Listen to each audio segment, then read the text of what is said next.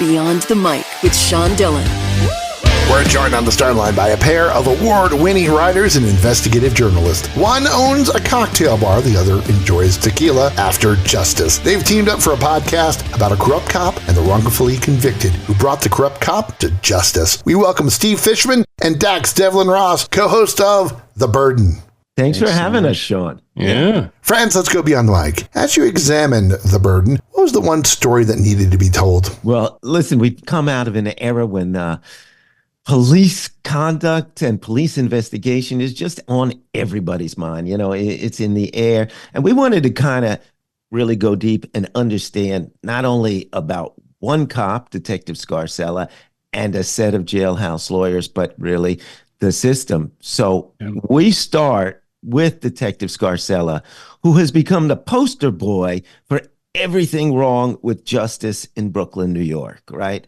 A guy who functionally has a ninth grade education, no training to be a detective, but really was the star detective of the 80s and 90s. I mean, one lawyer told us that he was the prince of the city. He arrested the worst criminals, got the hardest to get confessions. And one detail I love about this is he goes on Dr. Phil to explain the art of confession and tells Dr. Phil, not always the best decision, right? Maybe not the best decision.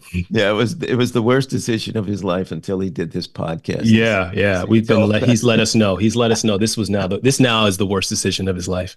But I want to toss it to Dax because, you know, Scarcella is a big figure, but then he meets a really big force. Yeah. So you asked the question, like, why this story? And I think the why this story is not only because Scarcella is a compelling character and it's a compelling narrative, but it's these guys, these jailhouse lawyers. You know, we focus much of the story on Derek Hamilton and Shabaka Shakur. There are a number of others. 21 to the date, 21 folks have had their convictions overturned as a result of Scarcella's involvement in their cases. But it's important to lean into these guys because they're brilliant. It's not just that they had a situation that they found themselves in. It's that they litigated their way out. They were pushing desks together in prison where they discovered they had the common denominator, Scarcella. It was a revelation to them. And they poured through document after document, year after year, made appeal after appeal, did everything they could possibly do to win their freedom. And it's that fascinating fight for the thing that so many of us take for granted that is a really powerful, I think, piece of this story that makes it really just important to understand. Like this thing that we take for granted, these other people had to spend 20 years fighting for.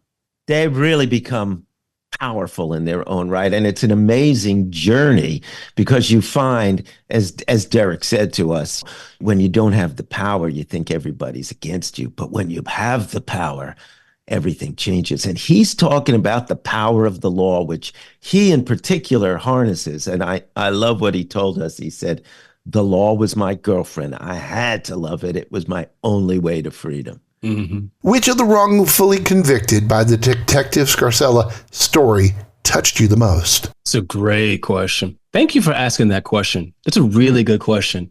You know, I think for me, it was definitely Shabaka Shakur. When you understand what the conditions under which she was actually convicted, it's obscene. That's the word that I actually use that comes to my mind. It's obscene.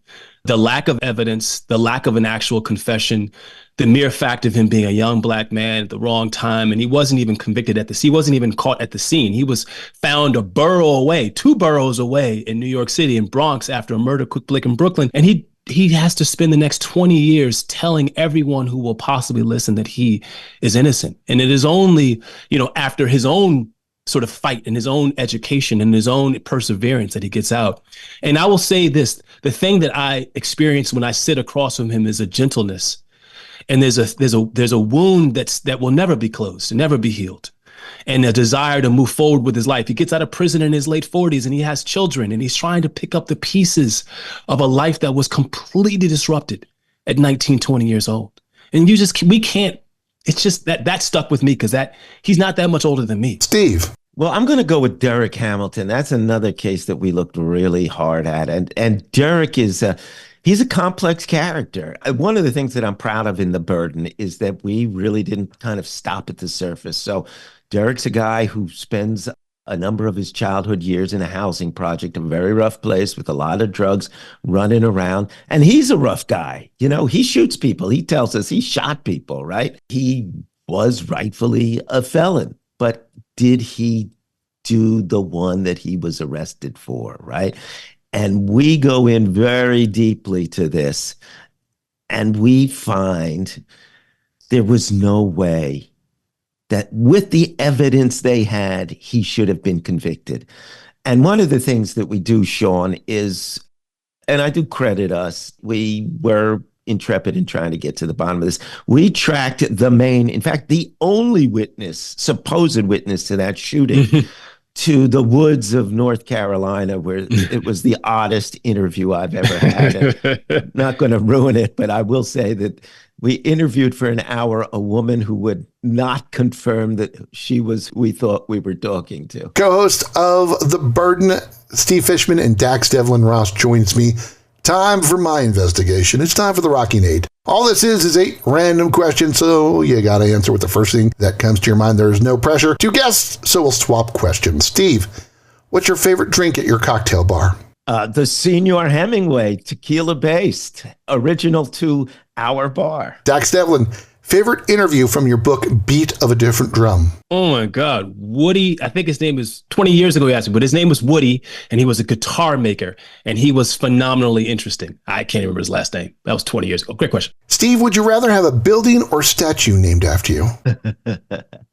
I'm an awning guy. If you give me an awning in a building, that's what I'd like. You know, provide something to look at and also shelter. Dax-Devlon, who's the one person that you would love to change places with for just a day? I'm just going to be honest. I think it'd probably be like LeBron.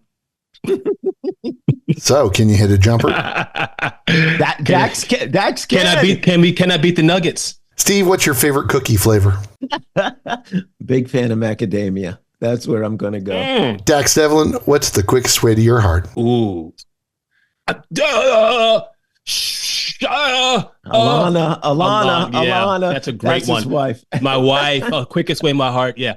Dinner. Let's just call it, be honest. I'm not that hard. I'm not that complicated. Food. Steve, where's the best place to think on the Brown campus? The quadrangle, the place where, you know, you felt like you were on campus. And why was that? Because you had to dodge Frisbees.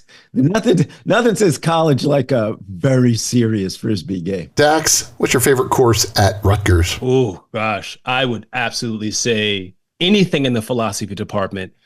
I majored in it, and it was the biggest waste of my time, but the most, integral, I think, set of experiences. So I would say the whole philosophy department was phenomenal at Rutgers University.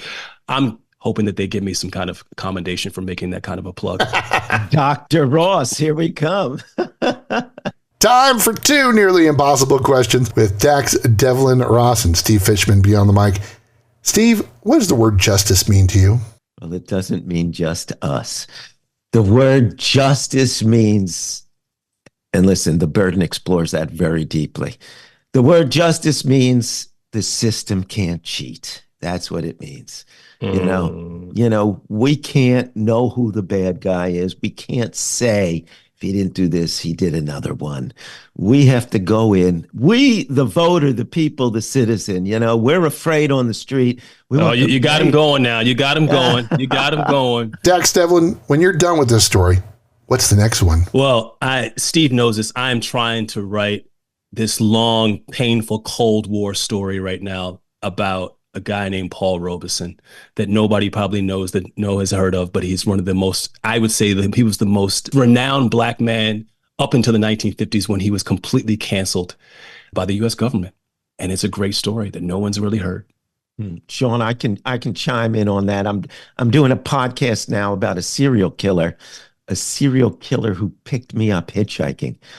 And he got his victims. Yeah, this is crazy. Steve loves macadamia nut cookies. The quickest way to Dax-Devlon's heart is a dinner with his wonderful, beautiful wife and fun with his kids. Threw that one in, brother. Thank you. They want you to listen to their incredible podcast, The Burden. Steve Fishman, Dax-Devlon Ross, thanks for taking the time to talk with us today. Oh, man, this was so fun. Thank you, man. Great to hang. And that, my friends, is a Beyond the Mic shortcut. If you're enjoying these conversations, please check out another Beyond the Mic episode to find more actors, artists, and people you need to know. We'd also appreciate a like and subscribe on the Good Pods app.